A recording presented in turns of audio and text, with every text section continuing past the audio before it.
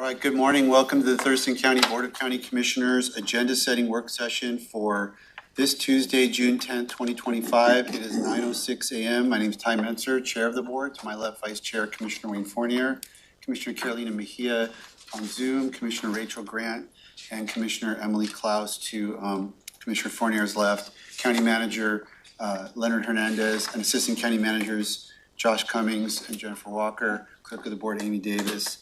We have a first review of a pretty lengthy agenda to start off with. This is next Tuesday's board meeting, June 17th, which is the last board meeting before the board's summer recess.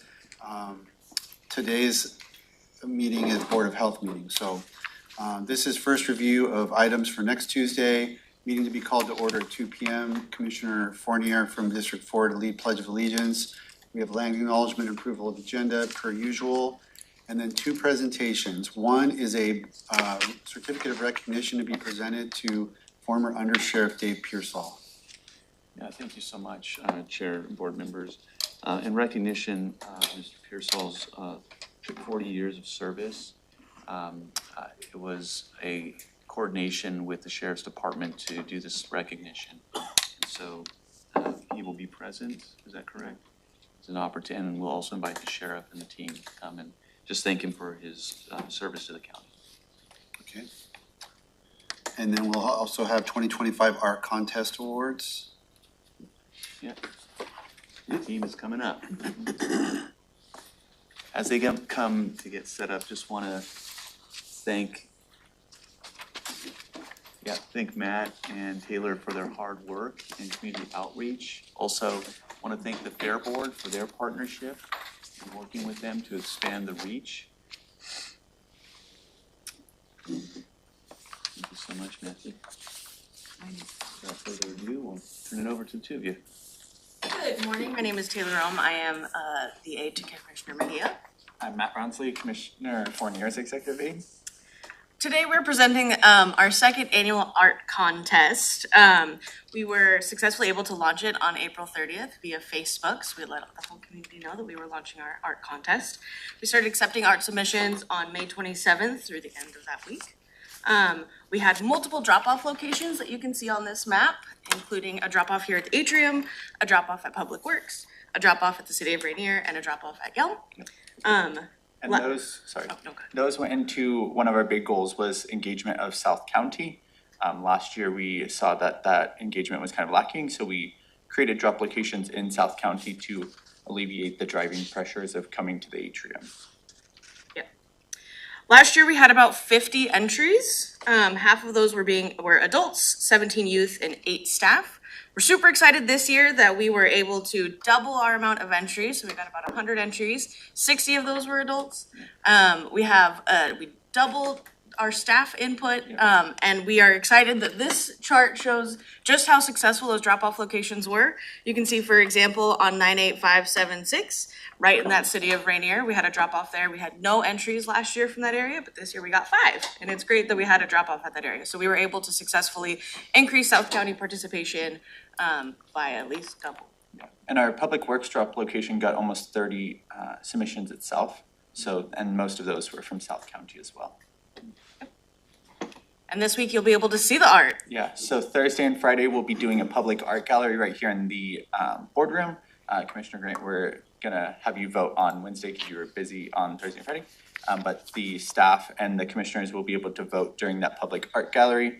And then next Tuesday, the recognition will be an opportunity for us to recognize all of the winners, give them a certificate. Then we'll take a small little break, just like a normal proclamation, to just gather and see all the art. We'll have all of the winners of the art on display, as well as some other pieces just for anyone who didn't have the opportunity to see it.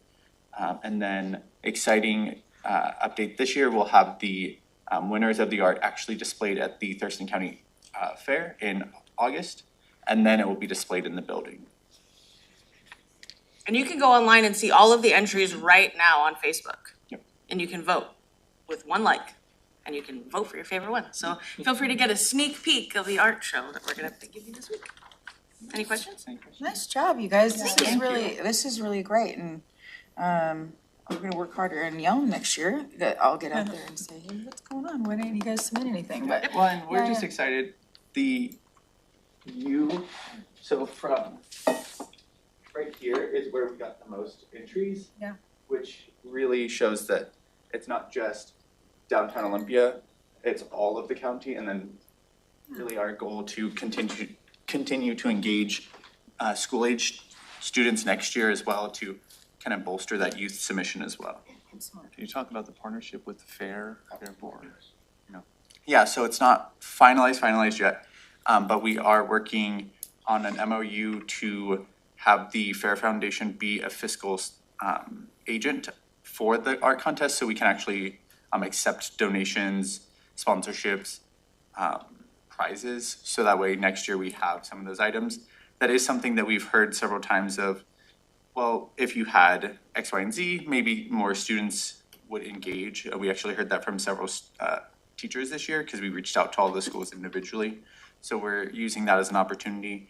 It'll also give us an opportunity to kind of bolster our display at the fair, and just give us, Display will be at the fair as well? yeah, this year. Okay, awesome. That's really cool. Yeah, and we are also going to, in the next 2-ish weeks, we'll do a call to local artists, but we are going to do what's called an artist in action at the fair. So the art contest will have essentially a 10x10 space that we've worked with local artists to have them come and do art. So we'll have either half a day or full day to come and do whatever their art project is, whether that's ceramics, painting, glasswork, whatever that is. And we're calling it Artist in Action because it's more than just showcasing the art, it's actually showcasing them doing the art. That's awesome. Do you already have artists lined up for that, or you said you're No. putting out a call for Yep. artists in the next couple weeks for that? Yep, we'll That's actually do super a cool. call out. That's awesome. We have a couple different groups that we're hoping to pull in as well, so we'll see how successful we are in that, but that's our first time doing something like that. But we're hoping that we can do that in the next year, use some of the donations and sponsorships to help bolster that part of the event as well. Awesome. Thank you for For working. the record, I'll be recusing myself from the staff voting since I have Fair. a songwriting submission. And I like seeing the huge uptick in participation from 9502, even Yeah. without a Dropbox added. Exactly, I was noticing that one as well, I'm very excited. Yeah, and if you have contacts that reach out and say, we'd love to serve as a drop location next year, we could definitely expand our drop locations. We're open to it. It's a very easy process to serve as a drop location. We just went and met you, gave you all the paperwork. It's very simple. Commissioner Mejia. Thank you. I just want to Matt and Taylor, you guys are awesome. And I know the work that has gone into this and how dedicated both of you have been to not only expanding the program, but being sure that there is more participation across the county. You guys are awesome and you really rocked it. And I can't wait to see all of the art and get to vote on it. Thank you. Thank you. Thank you for working in partnership with staff, for coordination and the meeting, and allowing staff to kind of help guide you through certain things. And also special thanks to our PAO office for Absolutely. working Yes. to evaluate the appropriateness of things. You guys have been very patient to allow process to catch up with the ideas, which I think is going to build a great foundation for future building on this program. Absolutely. Thank you. We'll double it again next year. All right. Yeah, Good job, you guys. that's exciting that we get that many trees. Yeah. All right, Run out of room. That's awesome. yeah. Okay, so that will be very exciting next week. Public comment, county manager update, anything? I don't have any updates to report, but Chair, I did just want the clerk to identify a couple of changes. I think the email was sent yesterday, just to make sure we're all on the same page. So you should all have the updated agenda that was sent yesterday afternoon.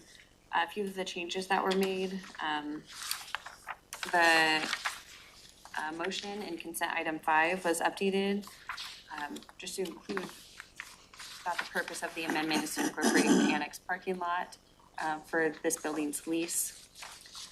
Previous department item 6.2 was removed. That was the property transfer to Homes First. So the ordinance will come first to make code amendments before the property transfer comes to you all. Department item 7 is the ordinance to update the salary commission membership. That was added in the current agenda that you have. Where is that? Which one? Department item under human resources. 8? Oh, sorry, 8. Okay. That's a new item? That changed? Yes, from the previous agenda that was distributed. Yeah, this is something that you're all aware of. We've sent out information on and the board gave direction, but based on the former one that was posted, this is. a new Oh, item. yeah, okay. And, Okay. department item 7, the budget amendment was added to this agenda. And I just wanted to point out for all the commissioners, items 9, 1 through 5 are on here. They're important items to get done before the board goes on the summer recess. But next week, we're anticipating to have public health, our budget team, to talk about all the funding, all the housing funding that the department receives. This will be the first of 2 different conversations we have. One will be just for the housing funding, so the board can see it all as requested. And then after summer recess, we'll talk about all of public health funding and give an overview of that. And if I tack on to that, a couple other items fall in the similar boat. Our consent items 12 and 13 those are contracts for public defense. 12 and 13 consent items. Yes.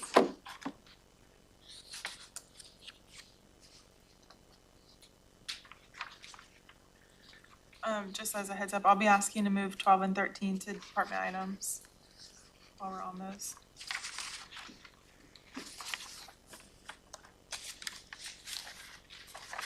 And commissioners, the reason for a lot of the movement on this agenda is just the time frame of our break and this agenda being the last agenda before the end of June. Our department teams are working hard, but a lot of the deadlines are not theirs. They're getting deadlines from the state. So they're working to try to get stuff prepped. Hopefully we can have things for next week, but some of these items we'll talk about when we get there are pending getting contracts and things from the last minute from the state, which is not unusual. It kind of happens every year. Okay, so let's start going through them. There's a lot. Number 1 under consent is sale of tax title property. Treasurer Gadman is present on Zoom. Morning. Morning. County Treasurer Jeff Gadman. I would love to be there in person, but I am at the Treasurers Conference this week in very hot and sunny Spokane, but it's beautiful today. So both of these items are tax title that adjacent property owners responded to letters that were sent out on our behalf by Central Services. The big one, the one that starts with 13926, is a large pond. The buyer actually owns the surrounding property, which contains the rest of the pond, and she's willing to pay $7,000 for this property. The second one, the one that begins with 128 in the parcel number, is a kettle hole that's part of the Briggs development over by Henderson Boulevard, and the buyer again is an adjacent property owner. He knows that nothing can be done with this property, but he doesn't want anybody else to have control over it. So both of these are positive responses to the letters that have been sent out, and I would be willing to take any questions. Questions on items 1 or 2? Just a special thank you to Jeff's team and our central service team for continuing to send out the notices as the board directed. Yeah, these letters have been very helpful, and I want to commend the Central Services staff. They've been willing to coordinate with us because sometimes we get a lot of responses to these letters, and so we don't want a lot of them all going out at once because it's just gonna overwhelm us. And Central Services has been awesome at working with us to coordinate these mailings. Cool, thank you, Jeff. Thank you. All right. Item 3, contract award for a standby generator package for the Mottman 1 ballot processing project.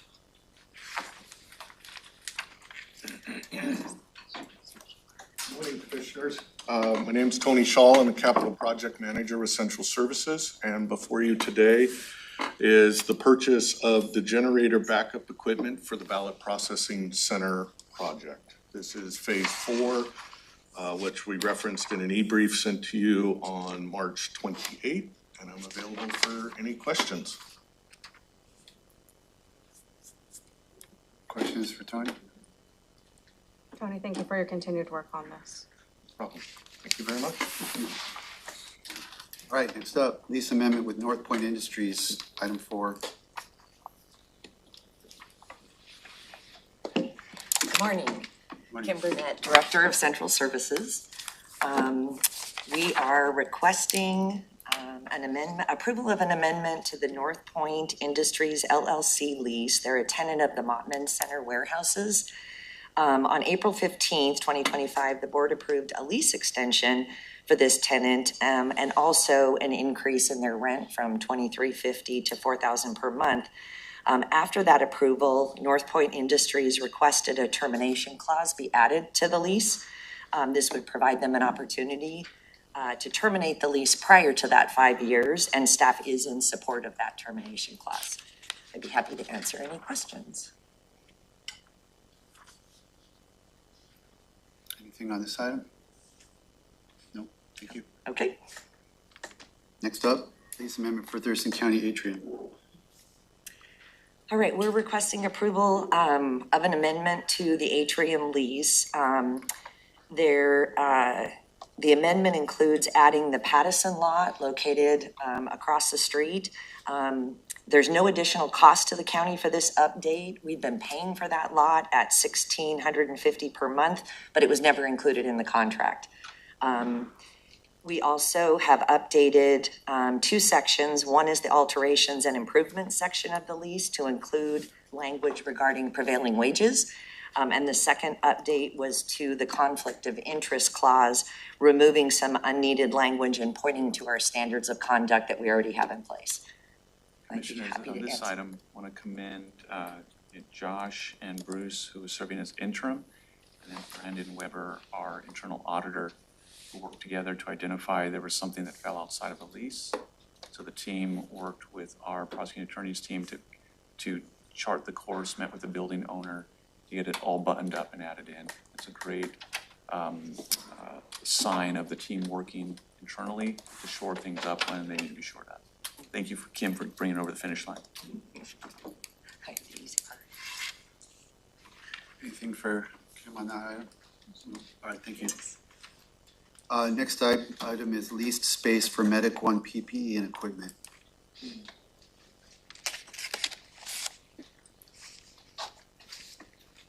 Good morning, Commissioners. Ben Miller-Todd, Director of Emergency Services.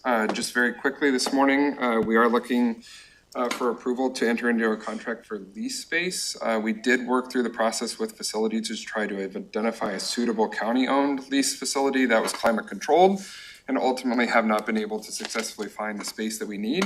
We currently have 3 connexes that are located behind the ESC, or Emergency Services Center, that house most of our reserve PPE, any of our medical supplies that are more reserved, in the interest of moving those into a single facility and co-locating those in a climate-controlled facility. This would be the option that we have identified as the best option for the county taxpayers. With that, if you have any questions, please let me know. For Ben? Questions? No. Great. Thank you very much. Item 7 is resolution to adopt the kept on salary administrative leave policy. Good morning, Commissioners. Maria Ponte, HR Director. I actually have item 7 through 11, so just, you'll know I'll be here a few minutes. The first item is to adopt a kept-on salary policy. Basically, what this does is it allows our injured workers to continue to have full wages and benefits during a period of disability to workplace injury. We did this as a temporary policy starting in July of 2022. We have seen premiums reduced by $160,000, as well as our experience modification rate. It went from 1.3. Currently, it's at 1.2, and it's projected to reduce down to 1.06. So that will help. The premium cost will continue to decrease for us. Can I answer any questions on that? The item is move to approve a resolution to amend, to adopt, so we had it like as a pilot or something? So we had a workers' compensation policy that we modified, and so it was a temporary policy for a period of 2.5 years. And so this specific request is to adopt those changes into the personnel policies, keeping the kept-on salary program.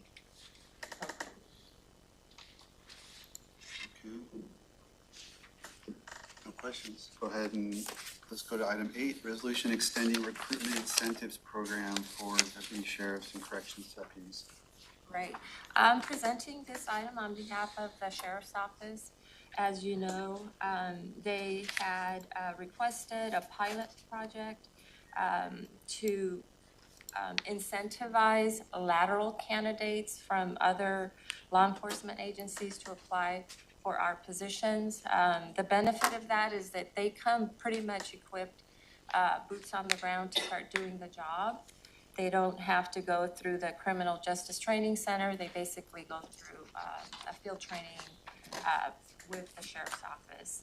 Just to give you a few of the highlights of the program, between January of 2024 through basically current, patrol side saw 59 qualified applicants.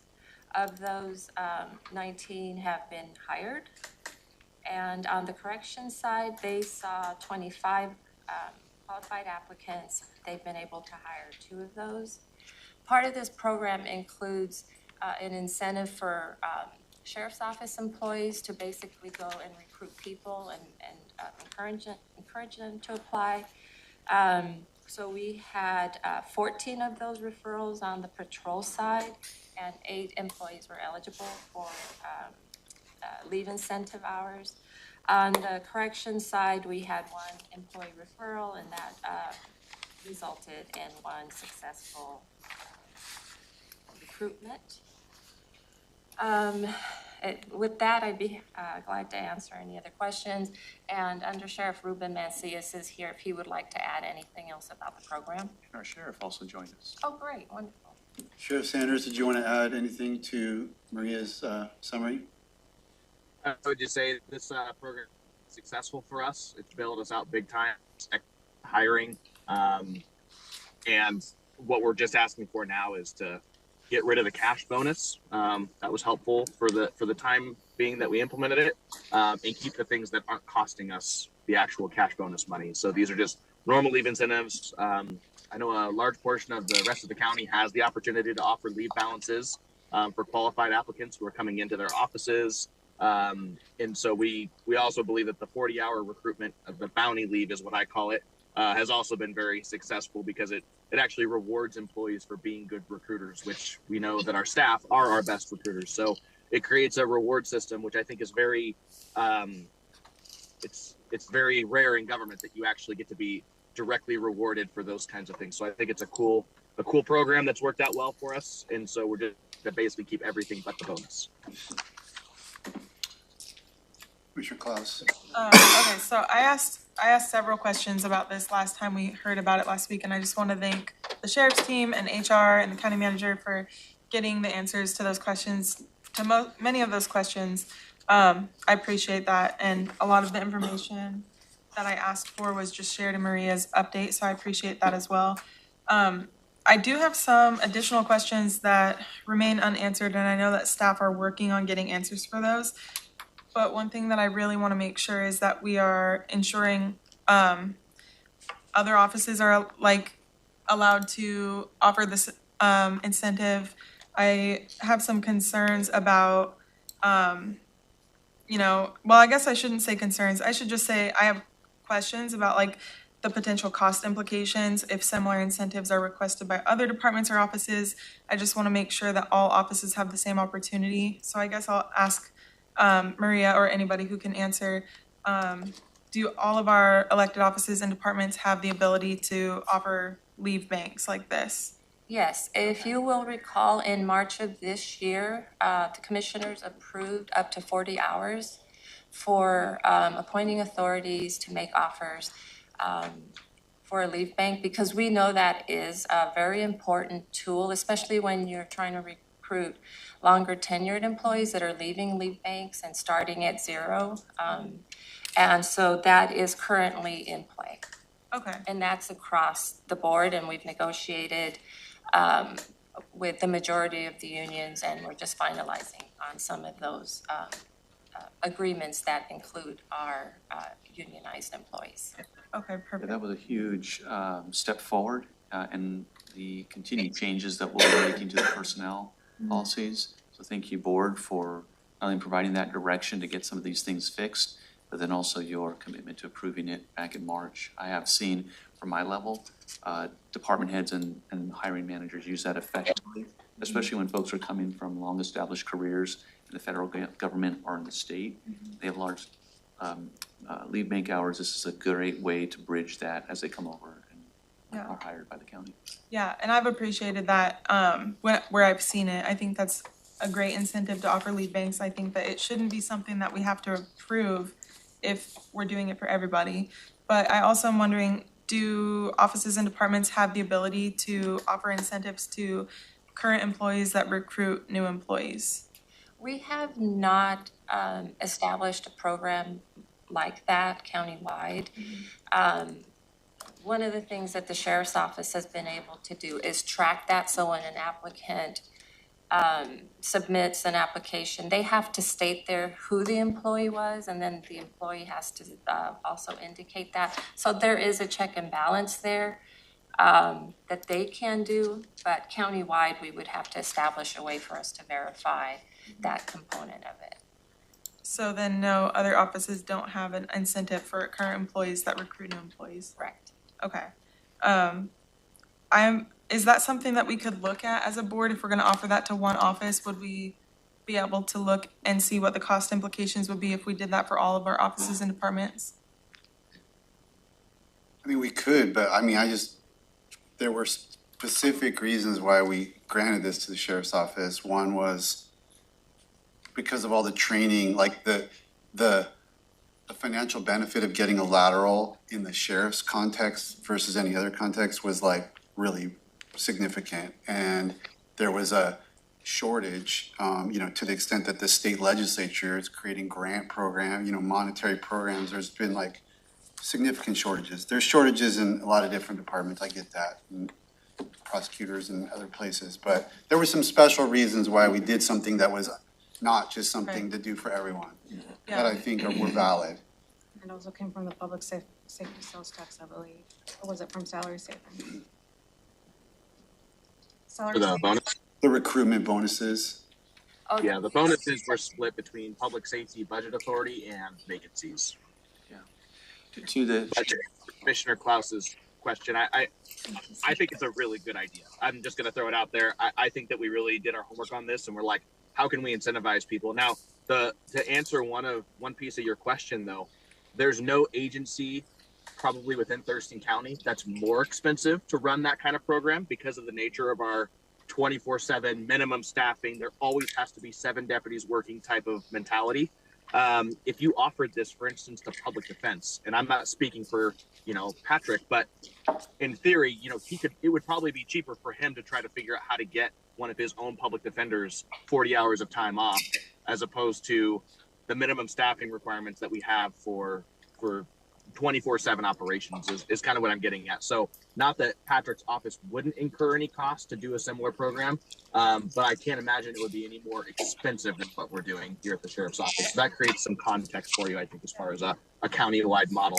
But again, we've been able to, it's one of those things where I saw one of your questions is kind of like, well, does the 40 hours incur overtime? It could, but it's a drop in the bucket compared to what the lateral is going to save us over that same period of time by filling a body, if that makes sense, right? So one employee might get 40 hours that they use, which generates, a week of overtime from PM to 7 PM, just throwing that out there. So 4 hours a day for a week for them to take that time off. But that's a drop in the bucket if the lateral then comes in and backfills that for them. And there's no overtime, if that kind of makes sense. So that was the value that we placed on having laterals jump in quickly, handle calls, as opposed to the alternative is we were higher entry levels, right? And then at that point in time, the entry level is 14 months away from being totally certified, which is 14 months of overtime every day, 3 to 7. So that's kind of the context in which these were small incentives in the greater scheme of trying to get people hired on. Yeah, that makes sense. Is there anything that could be done to increase the amount of corrections officers? I see that the patrol officers that program's been really successful just looking at the numbers, but corrections, it looks like we're still struggling to recruit people. Do you have any idea why that might be? And would it be important to keep the cash bonuses for the corrections deputies since we're having a harder time filling those vacancies? It's possible. I do think that if you gave me the option between keeping cash bonuses or keeping double time alive, I'd rather keep double time and reward the people who are here. The one thing about the jail that I had a feeling was going to happen was we offered these bonuses. And again, it's great that we had them. We didn't spend any money on the laterals that we didn't hire kind of thing, right? So there wasn't any harm or any foul in that. However, what we are continuing to see is there's not a lot of movement between jails. There is a from jail to patrol. There's not a lot between jails. We did just corrections lateral. They're not going to qualify for the bonus because they're not going to be hired on in the next 20 days. But that was a much smaller. What we are seeing is a lot of jumping ship between patrol. Deputies are going from different agencies. But the same thing that we're seeing within our own jail, and the reason that our staffing has continued to remain where it is, basically at a stagnant 20 vacancies, is because we hire people and then people leave for patrol. We are not losing corrections deputies in our jail to other correctional facilities. And likewise, we're not getting corrections deputies from other facilities. And that's just, I think it's just the nature of Washington State right now. There's still a high level of police officer vacancies across the state. So a lot of corrections staff are saying, I'm going to jump into a better retirement system that pays more. I can retire earlier, and I'm going to go do the police work side of things. And I think we've just continued to see that trend throughout the entire state. Okay. Okay, thank you. I would like to move this item to department items. But I appreciate all the information and I'll be looking forward to getting some responses to the additional questions I have, but that actually answers a lot of them. So I appreciate that, Sheriff, for adding that context. Absolutely. Under Sheriff, anything? Good. No, thank you. Okay. Any other questions for the Sheriff's team or Maria on that item? Okay, then we will go on to item 9, resolution to set salary for Thurston County Prosecuting Attorney. Okay, this request is to adjust the prosecuting attorney's compensation to keep in line with the judicial branch. Per RCW 4303, it mandates that the Washington State Citizens Commission on Salaries for Elected Officials set the salaries for the judicial branch. And at Thurston County, so that's automatic for our Superior Court judges and our district court judges. And at Thurston County, we pay our court commissioners at 85% of their salaries. So the next two requests are to increase the court commissioner's salary to be commensurate with the same increase that the Superior Court judges got or will receive on July 5th, and district court. And for the prosecuting attorney, That will mean an increase effective July 25th to $237,460, or the equivalent of a 4% increase. And again, that was established by the state and recommended by our salary commission earlier, but because those salaries had not been finalized by the state, we had to wait and bring that one forward to you today. So the first one is for the prosecuting attorney. Any questions on that one? The second one, as I mentioned, it's for the district court commissioners, and their salaries will increase effective July 21st to $192,000. And for the courts, it's for a 2-year period. So effective July 21st, it'll increase to $197,985. And the final item is for the Superior Court Commissioners, and effective this July, their salaries will increase to $201,841, and in 2026, $207,936. I'll also mention that when the Superior Court judges' salaries adjust, half of that is paid by the state. Any questions?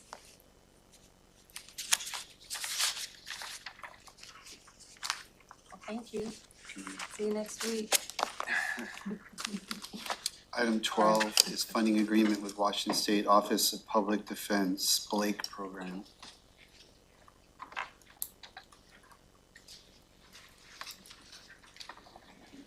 Good morning, Commissioners.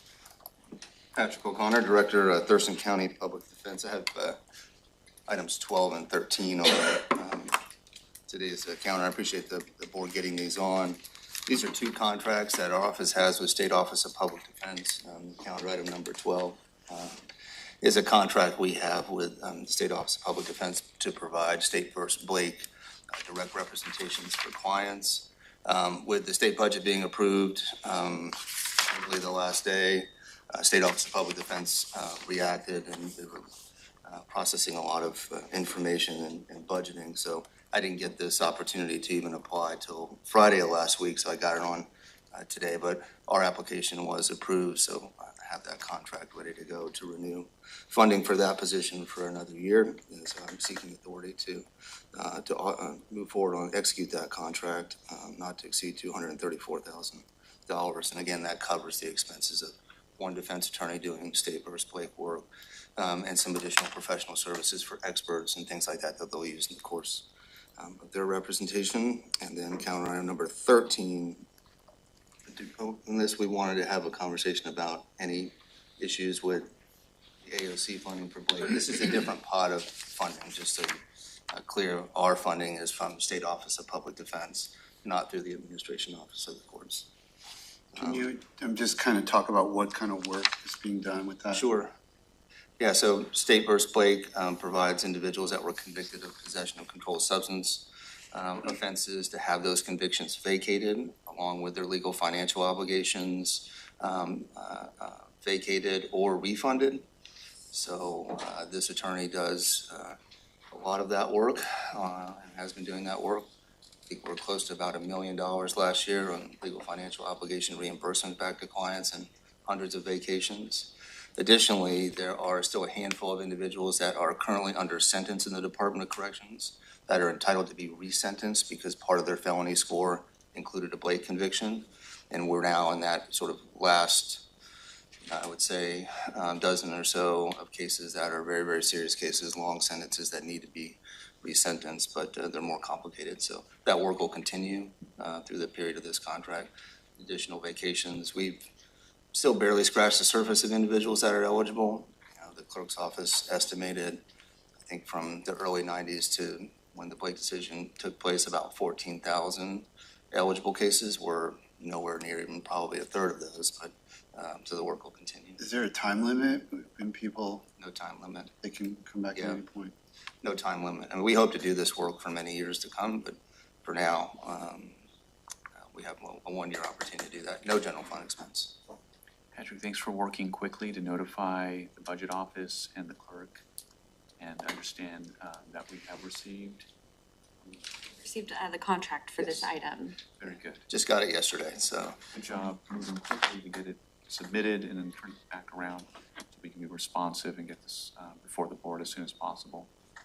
Really appreciate it, because this position and then my next calendar item, both of those positions are only funded through the end of this month, so. So unless there's any questions about number 12, I'll move to number 13.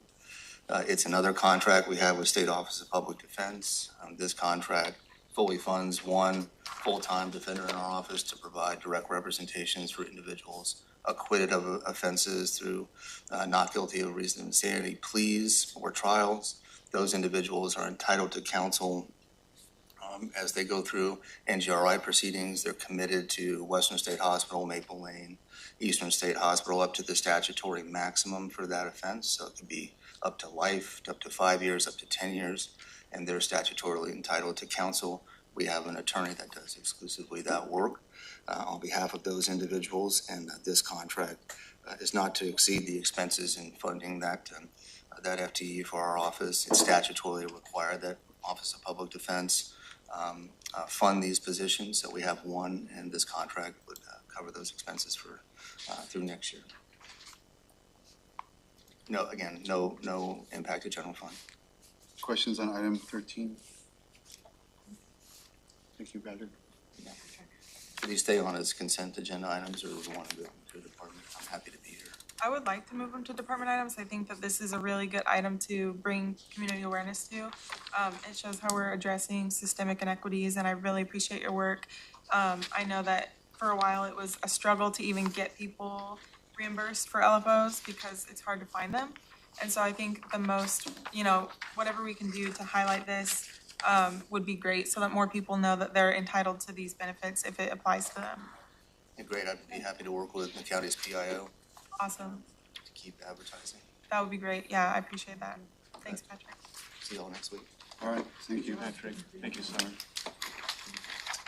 Item 14 is Public Health and Social Services Memorandum of Understanding with City of Lacey for Lacey Veterans Services Hub. Hi, Jen Freiheit, Director of Public Health and Social Services. This is a request for the board to approve the Memorandum of Understanding between Thurston County and the City of Lacey for the Lacey Veterans Services Hub for the period of January 1, 2025 through December 31, 2026. It was in 2017 and 2018 that the Thurston County Board of Commissioners agreed, in addition with participation of the Thurston County Veterans Assistance Program, to financially support operations at the facility. So to continue this partnership, the attached MOU commits a total of $60,000 or $30,000 per year in funds from the Veterans Assistance Fund, with the knowledge that the City of Lacey would maintain its commitment to the Lacey Veterans Service Hub. And Mark Moffitt is also at the table to be able to answer any questions. Mark, anything you want to add? Sure. So this has been, as Jen said, this has been in effect since 2017. We've had this partnership with Lacey. We've supported them with $30,000 a year each year since then. It hasn't gone up, even though the operation costs have gone up from, I think, 90 the first year up to, it's over 150 now. I don't have the exact number, but we do, we continue that rate. One of the changes we've made in the past year with Lacey is that we get demographics and income levels from each person that comes into the hub. So this meets the intent of our internal auditor when he looked at the program to make sure that the majority of people that come in meet our RCW for indigent veterans and also our policies. So we are at about 60% meeting that. So we're above that threshold. For Mark. Mark, do you know what other jurisdictions pay into the Veterans Hub? They do not. Okay. This is sponsored by Lacey, the City of Lacey, and Thurston County. There is the City of Lacey is hiring a new coordinator, and that's going to be one of the missions of that coordinator, to try to get additional support from not only the jurisdictions in the county, but also from other providers that are located there. Okay. Would it ever be an appropriate time for our board to consider increasing the amount that we contribute to Lacey? Do we have like, could the Veterans Assistance Fund sustain a little bit more? I know they're offering critical programs at the Veterans Hub. I've toured it a number of times and attended some events that have been put on there. And it's a really, really great place for veterans to connect with one another and find community, which is extremely important, especially as people are leaving service and struggling to reintegrate back into their communities. So I think this is a great program and I'd like to support it as much as we can. I'd like to look at that budget at some point and see if we can maybe consider increasing our contribution. But we're doubling it right now, right? No, this is 30,000 a year, so this is good, this MOU is for a 2-year 2 period. years, okay. Thank you. I had a question, but I lost it. It's out there. Somewhere. All right. Anything else for Mark or Jen? Is there anyone that can answer my question before we move on from this item? About whether there's capacity in the Veterans Assistance Fund? I can't. We would have to, I Someone mean, would have if the board wants to give direction for us to research that, then we can, to bring it back for consideration. But this is the staff's recommendation at this time, for 30,000. I know that's been worked on quite a bit to get here. I mean, I know in the past we've had ups and downs with that fund and our ability to, there was more capacity and less. I don't know where things stand today. Seems like some kind of inflationary adjustment could be something we could certainly consider. Before anything, I would also like to hear from our Veterans Advisory Board. Good idea. In conversations with the advisory board, they have been to support additional funding. That request, though, hasn't come from City of Lacey. Okay. And so. I would want to know what, yeah, if there's a request from the City of Lacey, I would want to move a lot quicker, but I don't want to also do something arbitrary. I mean, everybody wants more funding. So as Josh was saying, we can do some more research and get back to you on that, Commissioner Klaus. Okay. If directed by the board. Right. So you guys would need to give direction if you want us to do that, because again, this is staff's recommendation and there's no request for additional funding at this time. Okay, well, I mean, I would like to give direction for the board to look into potential capacity to increase that fund and to touch base with the Veterans Advisory Board to see what they might recommend.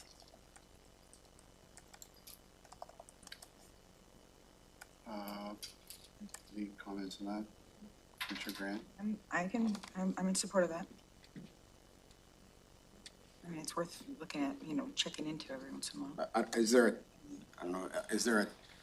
Is there a time when that conversation happens? When we're going to, is there a time in our agenda throughout the year where we have that conversation already and we would be doing something prematurely? We can bring that back as part of the build for this budget cycle.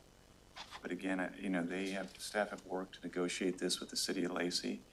And so this is what's being brought before you. A request for higher funds wasn't made by them. So that's what I'm asking is, throughout the year, we go over these things and we will have conversations about the Veterans Fund.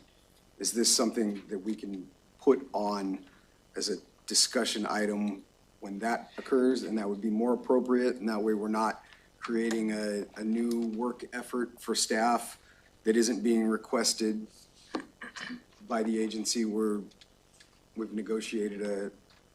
Yeah, I would say let's make it part of the build for the future budget. We can go through and we talk about public health funding, which, as mentioned earlier, we look to do that after summer recess. And we can, when we go through the funds, as we talk about the Veterans Fund, we can look at what the capacity there is and get direction about what the board would like to accomplish. I would be supportive of doing it during the budget process. That way it can be done a little bit more cohesively and holistically, and staff have a chance to hear from the Veterans Advisory Board. And there might be other recommendations that they might have for next year as well. And maybe we can also enter in conversations with the City of Lacey and see whether there is a need for more funding. So I would be okay supporting it during the budget process piece. And as Mark mentioned, you know, as they bring on a coordinator, that person's role is to go and get additional funding from other jurisdictions. I'd like to understand that more before the county just applies more of its resources, because it may be more advantageous for them to get more partners with that buy-in and fiscal connectivity. Because I know that Mark, Jen have worked hard with the city of Lacey in that partnership. And this also gives me an opportunity to connect with the Lacey leadership to see what they're envisioning. We can bring all that back as we look at budget discussions. Because another thing we had done with that capacity was start that pilot program where we were having, I forget how you described it, but there were certain types of assistance we were giving to certain veterans, and it was like very small. We were gonna we're doing 2 or whatever, and 3, and you know, if that was successful, we growing that program was another. If there's capacity, maybe that's what we need to do, because the hub doesn't need it. I don't know, but I remember my question now. The new coordinator, is that Keith's position? Is that the position that Keith formerly had? Correct. That he was a contractor, and now they're making this a city employee. Oh, okay. So he'll stay on? No. No. No, that's why we're partnering with Lacey right now to help manage it until they get this person on. They've gone through an entire hiring process to find a new person. Okay. That's a good sign that they've moved it from a contract position to a regular status position. So it's like they're continuing their efforts. Okay, well, that's something we can keep in mind as we get to that consideration of that fund in the budget. And that would be in the fall, late fall, as we're discussing next year? Early fall. Okay. What revenue what revenue goes into this fund for veterans assistance? Is it property tax? Okay. It's basically the piece of our property tax. You know, it goes Veterans Fund, Developmental Disabilities, and General Fund. Okay, perfect. Thank you so much. I appreciate that. Thanks, Mark. Thank you. Okay, next up is 15 and 16, which are appointments to the Veterans Advisory Board. I believe these were made by the commissioners last meeting, and these are just the reflection of that that we already basically discussed, unless there's any further discussion needed. Then we have voucher lists 17 and 18 are items from May 19th and May 26th. Any questions from commissioners on any of those?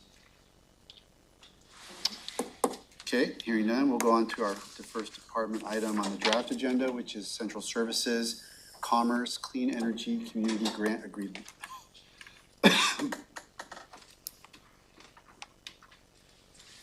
Good morning, Commissioners. Rick Thomas, the manager of the Capital Projects Planning team. I'm actually here on behalf of Rebecca Harvey today. She's put a lot of work into getting a grant for doing a solar voltaic and battery storage system at the public health building.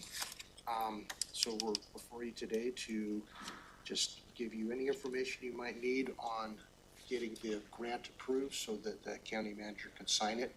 This is a grant for just over $1.3 million.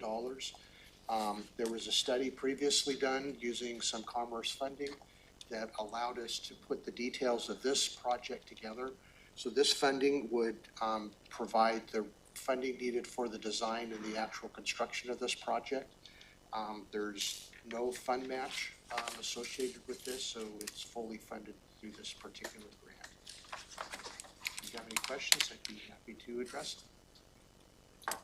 Storage of energy from where? It'll be solar voltaic, so there will be solar panels on the roof. So it's integrated. It's integrated into the solar actual, plus the ability to store the. Yes, that's correct. So, yeah, solar panels on the roof leading into a battery storage system that can then be used to provide some of the electrical needs for the building. We appreciate the support of Central Services project managers in terms of right-sizing the cost, the actual installation of the cost with the grant, so that we're pretty sure that this one is gonna work and be great. And so it's really a neat thing to have the solar panels and the battery systems at our public health facility.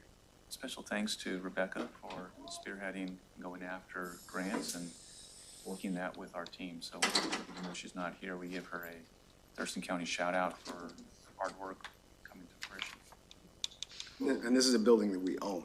Yes, that is correct. It's a good investment. Great. Any other questions for Rick? All right, then we'll go to Commissioner's Office Item 7, resolution to adopt the 24-25 biennial budget amendment 2.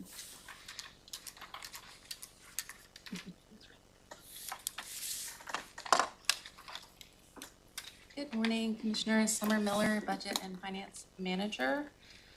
Before you it will be a resolution adopting Amendment 2 of the 2024-2025 biennial budget. Pursuant to RCW 3640-100, you're authorized to make amendments to the budget throughout the year. Thurston County received new grants in which departments need to increase their expense budgets to utilize. The county has also increased capital budget funding related to projects that were not completed in the 2024 year. And we did meet on, I believe it was the May 21st and May 28th to do the preliminary and the final preliminary reviews. And we have a publication for public notice going on currently. The general fund was increased by $6,100,000 and other funds were increased by $5,031,000. We'll be bringing this forward for you to adopt on Tuesday next week. Do you have any questions? Questions? No? I don't think, I'm not hearing any. Thank you so Easy much. peasy. Thank you so much. Have a great day. Next is Human Resources Ordinance amending Thurston County Code relating to salaries. Commission. Maria's back. So much fun.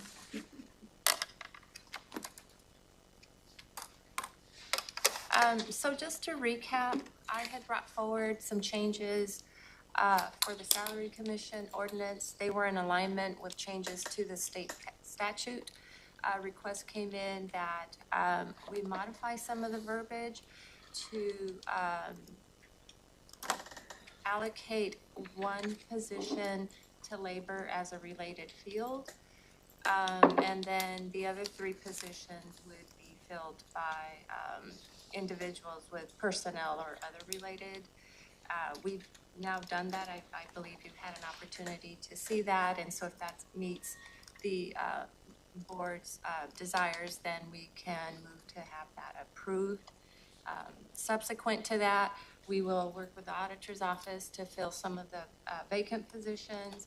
And then I believe the clerk can bring forward any applicants for the positions appointed by the board. And I don't know if you want to add anything else. I think so. Maybe just point out the ones that are pulled by law by the auditor's office, those still come to you for appointment. So you'll see those in agenda eventually also.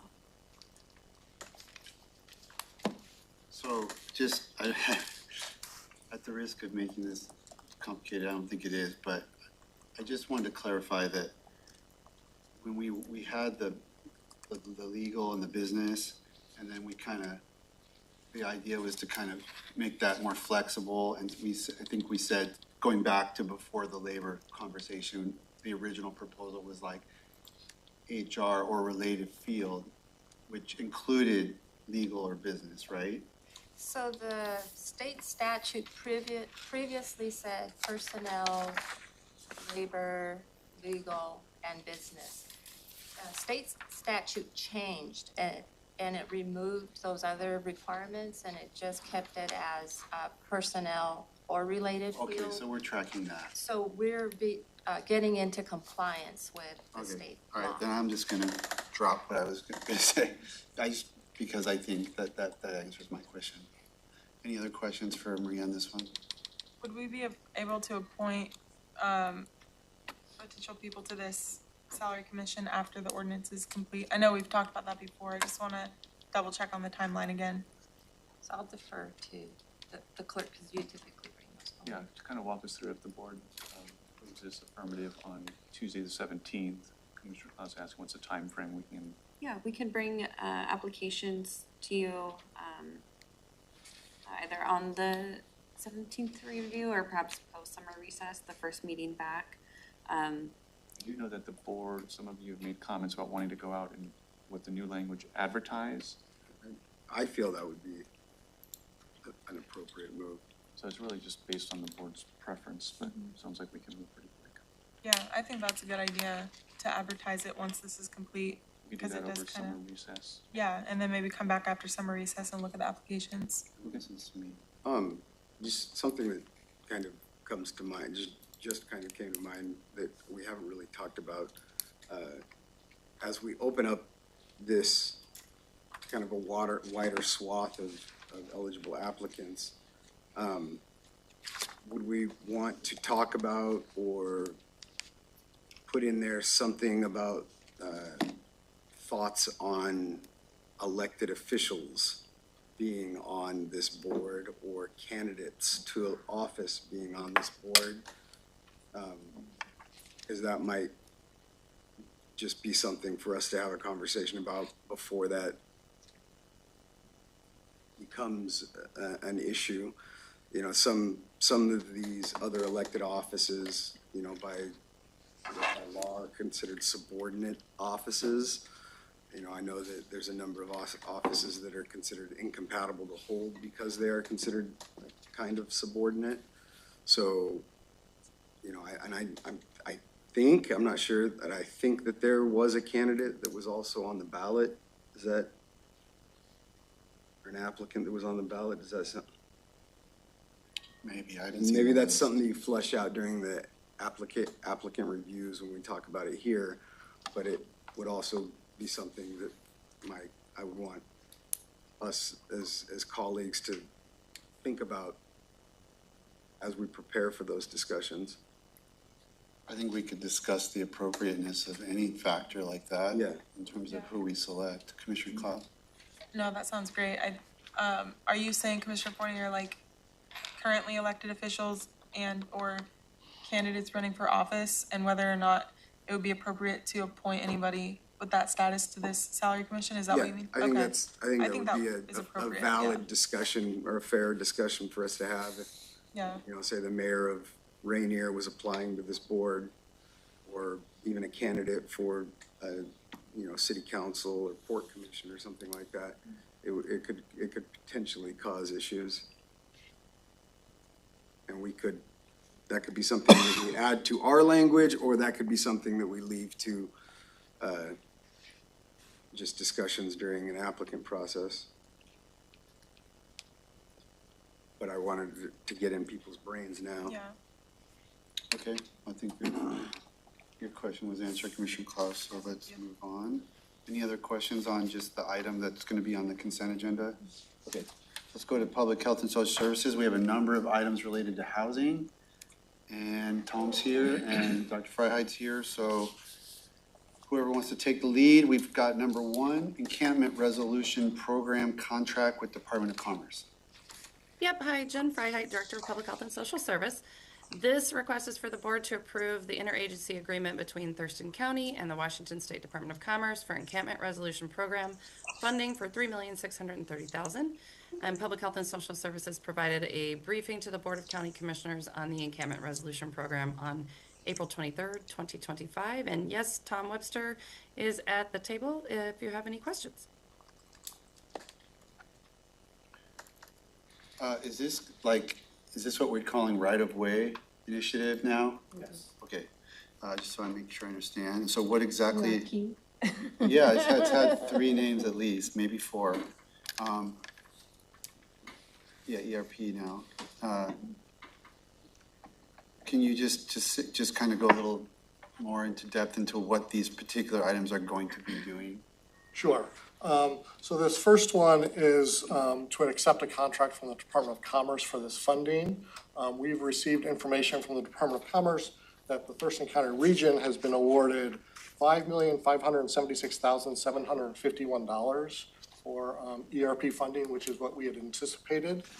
The Regional Housing Council met at their May meeting on how to allocate those and made a recommendation for how to allocate those funds. Some of those programs are managed by the City of Olympia. Some of them are managed by us here at Thurston County. The recommendation that we've submitted to the Department of Commerce is for the county projects to receive a total of $3,630,000. Those projects, and this bleeds into the next agenda item, are $200,000 for the Interfaith Works Unity Common Shelter, $410,000 for Interfaith Works Sandy's Flats, $2.9 million for the Low Income Housing Institute Maple Court Project, and $120,000 for Thurston County Administration. So we do not have this contract yet. This is the request we've made from Commerce. We're waiting any day now. We're looking to schedule a meeting with Commerce to confirm that, but these contracts will start July 1st. So that is what we're anticipating to receive from Commerce. So what's the difference in number one and number two? So number two is to actually award those contracts to those agencies. So the first one is to accept the contract from Little Commerce. less because piece goes to county. Correct. Okay, I got you. Makes sense to me now. And then you said there's 5 million total something? Yeah, about 5.5 million. So the other projects are in the city of Lacey, in the city of Olympia. It is the Franz Anderson Tiny Home Village and Quinn Street Village, Tiny Home Village, as well as some for City of Olympia outreach and administration. We don't have to deal with those because Olympia does that. Correct. All right, questions? Thanks, Tom. I appreciate all your work on this.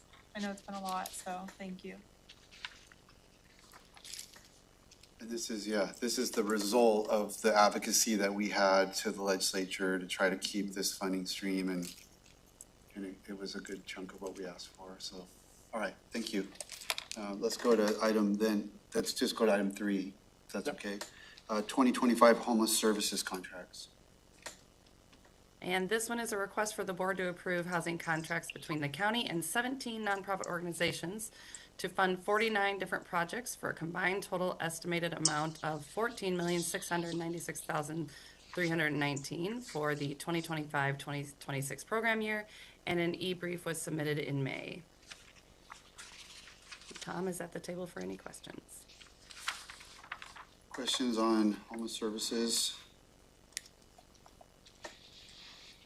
Yeah, and just provide a little bit more context. So again, there's kind of two AISs here. One is to accept the contract from the Department of Commerce.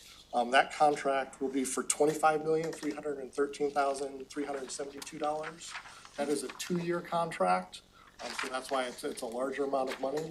So again, we've received our award from the Department of Commerce. They've told us that is the dollar amount. We're just waiting for that final contract. We should be receiving that any day now, hopefully. And then the second one is the awards for 1 year of funding. So that's the $14,696,000. That's 1 year of funding. Those funds, those recommendations came through the Homeless Services Advisory Board and the Regional Housing Council. I want to point out that this includes a recommendation. Previously, back in April, we had a conversation with our Community Action Council for rent assistance. So the recommendation coming forward is for those rent assistance funds to go through Catholic Community Services. We went back to the advisory board, asked them to come up with an alternative recommendation. We reached out to Catholic Community Services, got an application, and then so we're moving forward with that recommendation for Catholic Community Services to implement that rent assistance program. Any questions? I think the end, I don't, but there's been a lot of talk about Lehigh and Maple Court.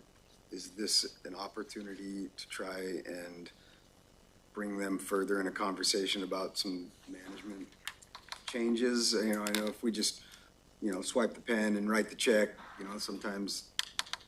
Yeah, so that's actually under the ERP funding, not under these homeless services contracts on the previous agenda. I'm still thinking about the ERP funding. I'm just a little slow this morning. Yep, that's okay, just so we know we're moving back. So we are working on, and staff, we've been looking at revising their scope of work.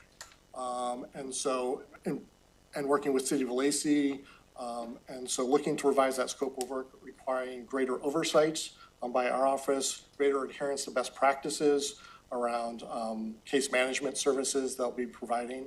And also, I do anticipate additional conversations with the Department of Commerce around Maple Court.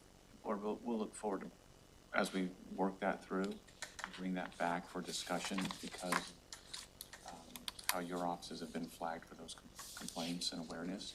I don't wanna hold up anything, but I also don't wanna miss opportunities. Yeah, so what we work on as far as some options, we'll come back and get, and fill you in on all the details, and then look to you to get some direction about best approach with staff recommendations. I think it warrants this coming to a work session when we've finished having some conversations and coming back with everyone. Commissioner Grant? Just going back to your announcement about Catholic Community Services, I just want to, commend you for quickly turning that around and working, to build a new public partnership. And I just want to, say that it's a huge deal for our community, as, first of all, Catholic Community Services holds the other rental subsidies for our community. And so this will not only, it'll create a one-stop shop for people who are, looking for subsidies that will now have. And so you just solved two problems, and so this is really, really great news for our community. So good job. Really excited about this. Okay, cool, thank you. That covers those items, 1 through 5. Let's do Public Works item, contract award for analytical There's lab. one. There's item 5. Item 5. Oh, I'm sorry, I already jumped ahead. Affordable Housing Funding Awards, item 5. Yes, thank you. This is a request for the board to approve the proposed affordable housing capital funding awards to fund 8 projects totaling a combined estimated amount of $5,236,242. Once a project is fully funded and has met all pre-contract requirements, the Office of Housing and Homeless Prevention will come back to the board to request authorization to sign a contract for each award. And e-briefs for this were provided on May 12th. Questions for Alex or comments? B12.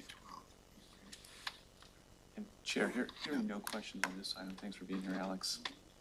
The clerk has a recommendation on the order of 3 and 4. You want to speak to it? Yeah, just recommend switching items 3 and 4 on the agenda for next week, so that the contract with the state to receive the funding comes first, and then we contract that funding out to the service providers, similar to how number 1 and 2 are ordered. So we'll make that switch if there's no concerns with that. Just in order of sequence. That's fine, yeah. Okay. Thanks for being here, Alex. Public Works Contract Award for Analytical Laboratory Testing Services Contract. Good morning, Commissioners. Amy Gillespie, Assistant Director of Public Works. Thurston County Public Works is requesting to award a contract for analytical laboratory testing at the Waste and Recovery Center in the amount of $500,000 and authorize the Director of Public Works to execute the contract and amendments. The Department of Ecology requires the Public Works Solid Waste Division to provide quarterly and annual groundwater testing reports. To meet this requirement, the division needs ongoing analytical laboratory testing. In April of 2025, one proposal was received based on a request for proposals, which was advertised in March of 2025. Public Works evaluated and scored the proposal based on the qualifications, experience, key personnel, technical approach, and reasonable rates. The proposal from Eurofins Environment Testing Northwest LLC was acceptable and the rates were considered reasonable. The term of the contract will be a maximum of 5 years, consisting of a 1-year base period and 4 one-year renewal options. All contract expenditures are funded through the revenues of the waste facility tipping fees. I'll be glad to answer any questions. Lab testing contract.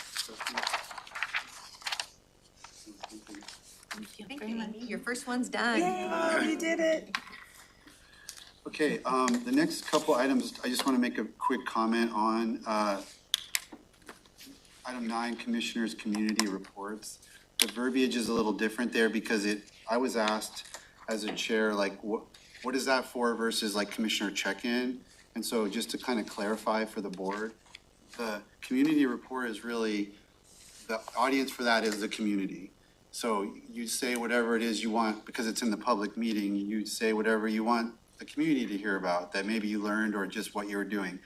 Versus so that's why we call it community report. Maybe that'll trigger people's understanding or memory of that. And then when we do commissioner check-in, that the audience for that is each other. And that's where I would bring up, or you would bring up some things that you learned in the different boards and committees that you've been assigned to by the board, to come back with relevant information, topics of discussion, heads up about things coming. There may not be a report, a lot of times there aren't, but that's the audience for each other. So they're really two different audiences. So, because a lot of times commissioners will go, well, I already gave my report yesterday. It's like, well, I wasn't even listening then, maybe, because that was for the community, not for me. So, you know, to me, the commissioner reports at our check-ins are deeper, nerdier issues that the public may not understand or care about, but we need to know in our internal workings, because we're all representing the county on all of our different boards and commissions. So anyway, that's why that says commissioners' community reports, and then public comment, the next item. Of course, this is the first meeting where we're piloting, or the test of the new proposed format, where we have public comment, a second public comment period related to general matters here at the tail end of the meeting. We do have 2 public hearings. This is a fairly long agenda, especially since we've moved a few items off of consent. So we may be breaking at 3:30 to do these 2 public hearings and then picking up with the board meeting after. Just, that's my prediction on that. The first one is on the HUD annual action plan, which is something we have to do on an annual basis. Alex, go ahead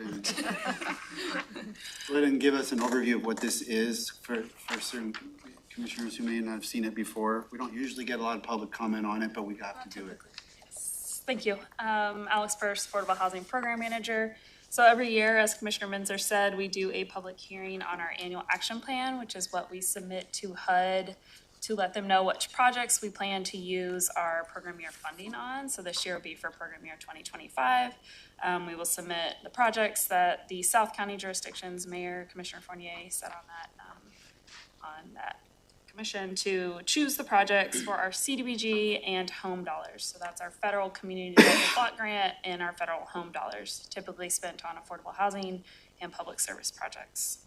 So we hold a public hearing to let the public know about that. Our plan for the upcoming program year, we submit it to HUD for their approval. We typically see our grant agreements around August. Typically, we've not had public hearing on the public comment on this, and we go ahead and approve the resolution, provided there's no, at the end of the public hearing. I will also add that this year we are holding, the public hearing will also, the public hearing will also include public comment on a amendment to our 2023-2027 HUD consolidated plan. So that's something that we submit to kind of let HUD know what our 5-year plan is for our federal funding.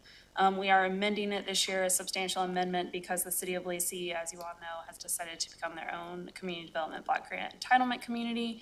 So we are removing them from our consolidated plan and setting them aside like we do with the city of Olympia, to kind of, we have to adjust our goal numbers and our allocation amounts that we're receiving. So that is what the amendment is for. Questions on this public hearing item? Nope, good to go.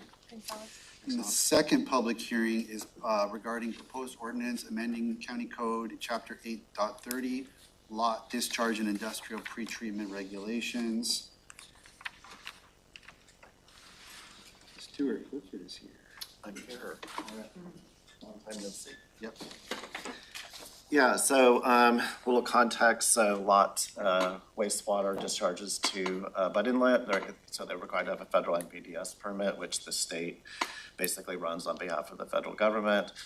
Those permits require pre-treatment of any industrial waste or things that would be unsavory for the system to treat out. And so this is just a regular update of their requirements for pretreatment, focusing on dental amalgams and grease trap issues. Grease is really bad for sewer systems. It can plug up things, cause spills, et cetera. So this is intended to accomplish that, but also fix some typographical errors and just update requirements here. So this is a regular update that they do. And the county, because we're a partner, we have to incorporate their rules into our county code because we're discharging into the lot system. So it's just a public hearing to hear from the public about what their thoughts are. But this is like regular business as usual. Yes, so the rules basically look at, like, when there's these difficult substances, then they look at businesses that would produce large amounts of those and then require them to do some pre-treatment so that it mitigates, and this is an update to those. Yeah. Because they've found a couple other things that, that are problematic, or with the grease trap, it's just, I forget exactly what they're doing. They're trying to make sure that grease does not enter into the. What's different, that's a known. Yeah, issue. it's improving it, basically. Yeah, just improving it. Separation. Yeah, just better. Dental amalgam, that's just. Yeah, what's heavy used in metals, fillings. things like that. Some of those metals are really difficult to treat out, some of the things that are in there. Specifically metals used as dental amalgams? Yeah. Yes, that's my understanding. And so there's been an effort, even by the health department through the local business source control program, to address, these kind of dental impacts. And this is something that's been going on for a long time. And so this is just tightening up the requirements on what dental operations can discharge into the system. Because it's very difficult to treat out. All right, thank you, sir. Sure. All right, that gets us through the agenda for the 17th, and the clerk's got all of the notes, I'm sure, on items and shifts between consent and department. Next up is advisory boards. Today there are two applications for consideration for the Fair Board. One applicant is Bailey Aarons, who is eligible for appointment and recommended by the Fair Board. And Bailey is eligible for the Youth at Large 4-H position. Terry is eligible for seat 7, a District 4 representative, and has been recommended by the Fair Board.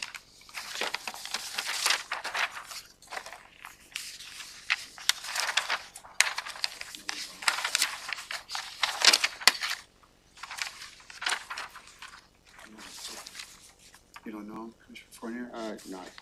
Like soccer people? I'm not related to him, if that's what you're saying.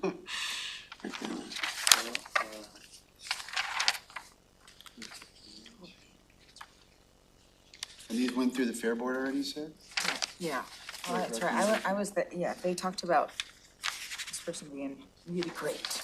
And I was, that's about all I know. Okay. Well, that sounds very good. Excited about it. That's right, I remember this. Everybody want to move on these? Cute name spelling.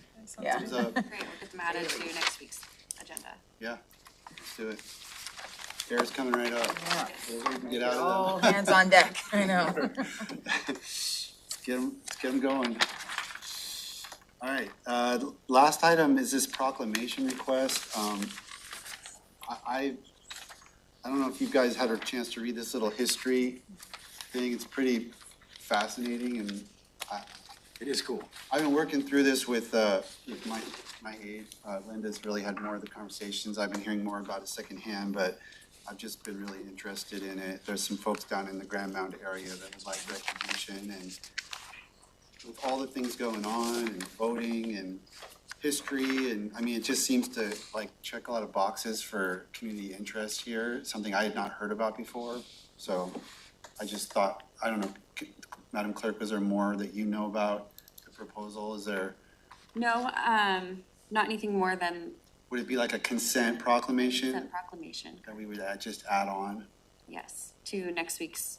And is there a proposed proclamation, or do we have to kind of draft it from the? We've drafted one based off of the background that's been provided and what we've learned. So I guess the question is, could we add this to the consent agenda for next week? I'm supportive. It is a really cool piece of our history that is kind of underrepresented. The only thing I know, there's a plaque on like a strip mall building that speaks to it, and it's I mean, that's what we've got, but it would be wonderful if someday maybe we had a park down there and we could put in some historic, placards and displays to kind of talk to what went down. Okay. Yeah, that sounds great, thank you. All right, so we'll have a consent item added then. Thank you. Thank you. Any other commissioner items?